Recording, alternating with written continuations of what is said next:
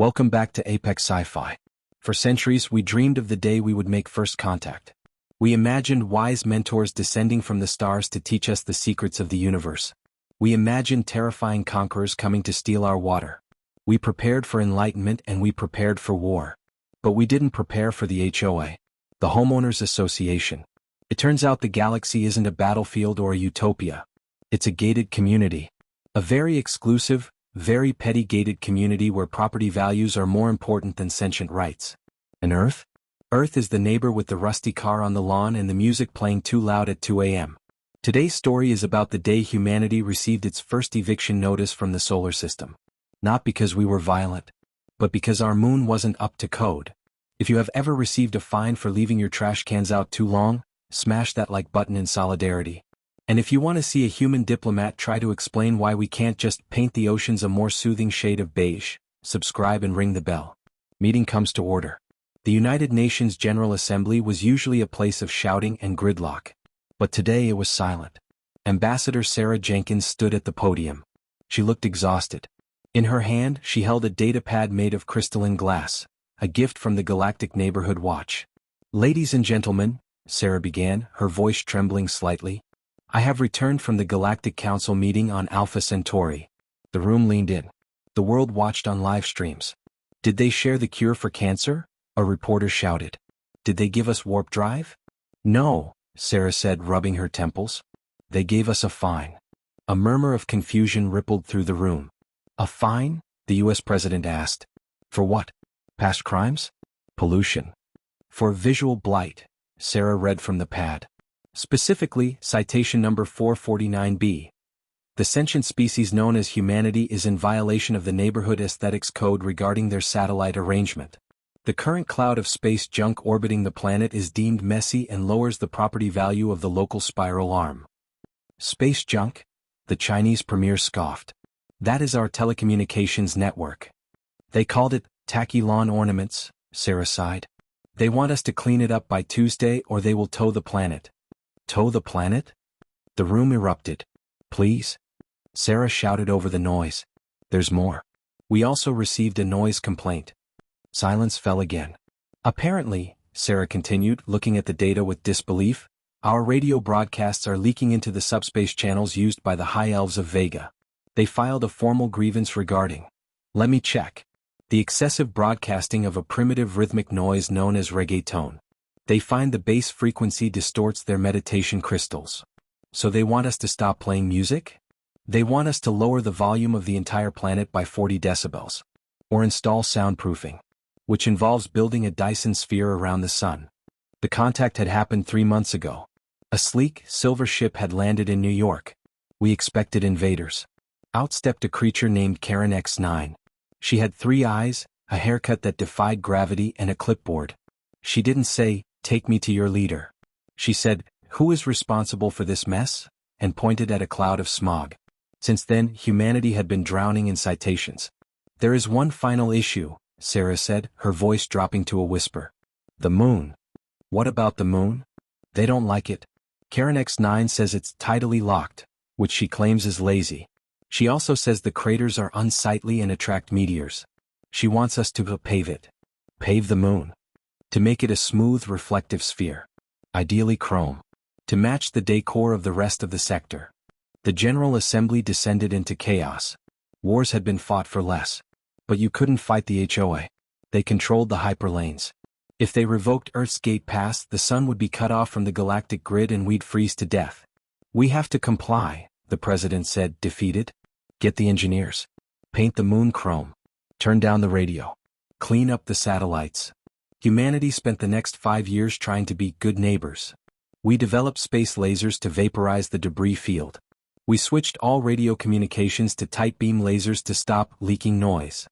We even sent a team of robots to the moon to start filling in the craters with space concrete. We were miserable. But we were compliant. We thought that if we followed the rules they would accept us. They would give us the cool technology. Then came the annual block party. Every civilization was invited to the galactic core for a celebration of unity. Earth sent its best diplomats, dressed in beige because bright colors were considered aggressive. We brought a fruit basket.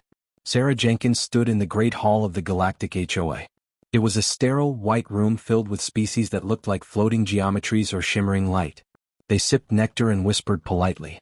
"Earth looks much better," Karen X9 droned, hovering over Sarah. "Although your polar ice caps are melting. It looks like a water stain on the carpet. You should fix that."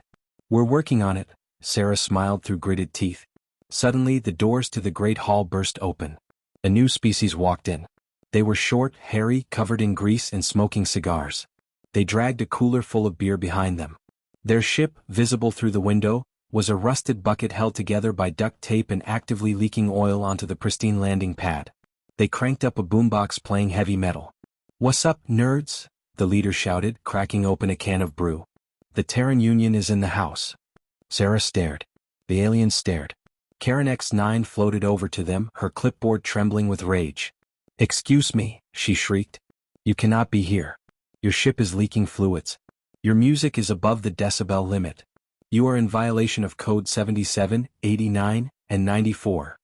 The leader of the new species burped. "Yeah. And? Karen X9's third eye twitched. "And I will fine you.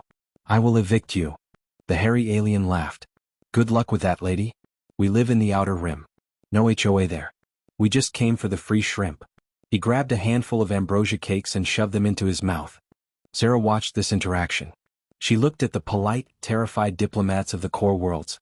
Then she looked at the chaotic, rude, free aliens from the rim. She realized something. The HOA didn't have an army. They didn't have weapons. They only had rules. And rules only work if you agree to follow them. The Terran Union aliens, who were actually humans from a lost colony that escaped Earth 500 years ago, were ignoring every rule and nobody was stopping them. The HOA was powerless against someone who simply didn't care. Sarah looked down at her beige suit. She looked at the datapad full of citations. She walked over to the buffet table. She picked up the punch bowl, a crystal vessel filled with rare, glowing nectar worth more than the GDP of Earth. "Ambassador?" Karen X9 turned around. "What are you doing?" Sarah smiled. It wasn't a polite diplomat smile. It was a human smile. A predator's smile. "I'm declaring a renovation," Sarah said. She smashed the punch bowl onto the floor. Crash. The sound echoed through the silent hall. "That," Sarah announced, "was a noise violation. Put it on my tab."